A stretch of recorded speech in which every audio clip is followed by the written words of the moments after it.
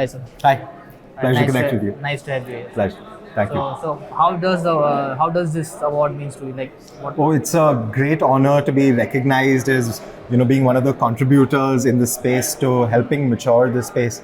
Because as an industry, we've seen a lot of ups and downs with the blockchain space, whether it was the cryptocurrency boom and bust cycle, whether it was the regulatory uncertainty. But now, as we've seen time progress, we've seen a maturity in the adoption, maturity in the regulations also, which have been coming, and definitely in the use cases which have come out because of this maturity of technology and regulation combined. And we feel privileged to be one of the contributing forces to not only the use cases, but also bringing in sensible regulation through our interactions with various participants. As far as Web3 is concerned, it is decentralized. So what do you think? How it will perform? How will it perform in the upcoming future in the next 5 to 10 years? And what are the roadblocks in terms of security and data security in India? Absolutely. So definitely the core ethos of Web3 was to be a decentralized alternative vis-a-vis some of the centralized intermediaries that was there.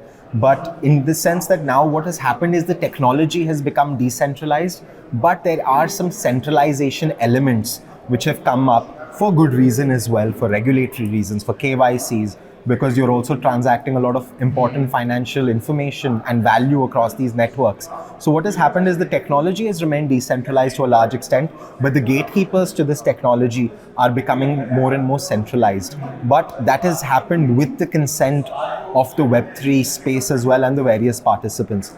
And with regard to the security and the data privacy issues, which are also creeping in recently, I would say that the security and both data will eventually start maturing. The use cases, the protection and the importance given to maintaining sanctity of both the security and the data is also going to increase. We have a new data protection law also coming up in the next few weeks. So it's going to be interesting to see how that takes into consideration some of the elements which come around because of the blockchain space.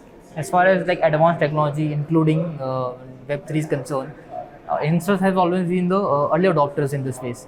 So what do you take on the adopting the later age groups, like the older age groups in India? Like what are the roadblocks you are facing to onboard them?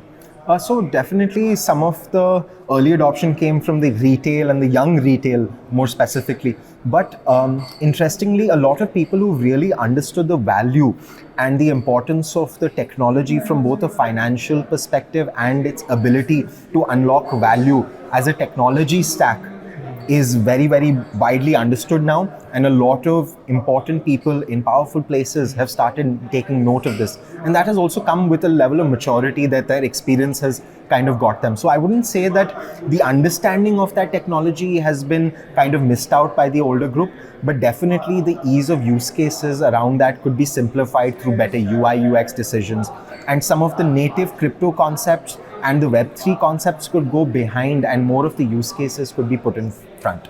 So where do you foresee the future of this space, Web3 space, in the coming future?